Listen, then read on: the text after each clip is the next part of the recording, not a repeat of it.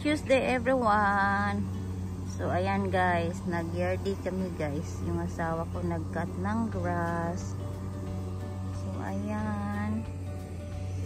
Tapos na dito sa taas, banda taas dito. Ayan.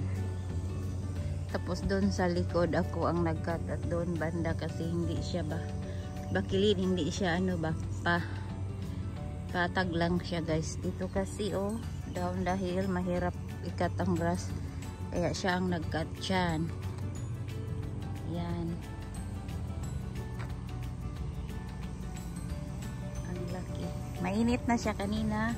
Yung nag-umpisa kami medyo malamig siya, nag-start kami ng cut ng grass 8:30 in the morning.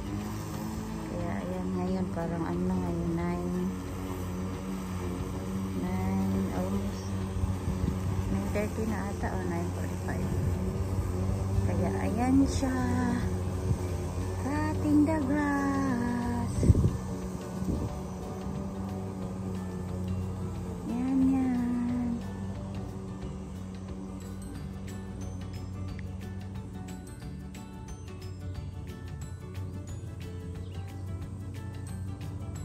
Ang init na, mainit. Super thick ang grass guys, mahirap ikat. Lalo na siya bakilid, down the hill papunta doon sa baba, mahirap. Kaya ayan, dinahandahan lang niya, pero malapit na siyang matapos kasi dito banda tapos na doon. Kaya ayan, yan lang. Tapos yun ang ko yung tawag nito, bloom siya. Ito maganda to tingnan, last 2 weeks ngayon wala na. Yan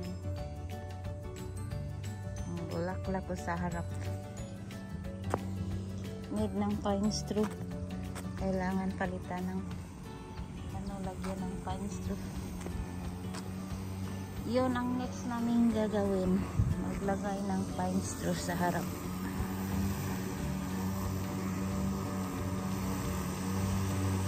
Yun lang. Come on, hurry. Hurry.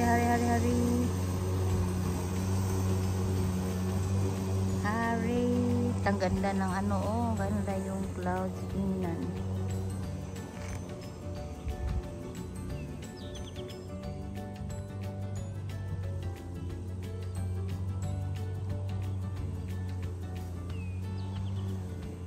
Yun lang guys, thanks for watching.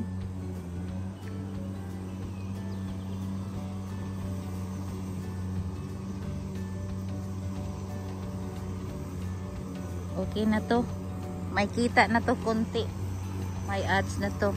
Bye guys, I hope everyone have a blessed day.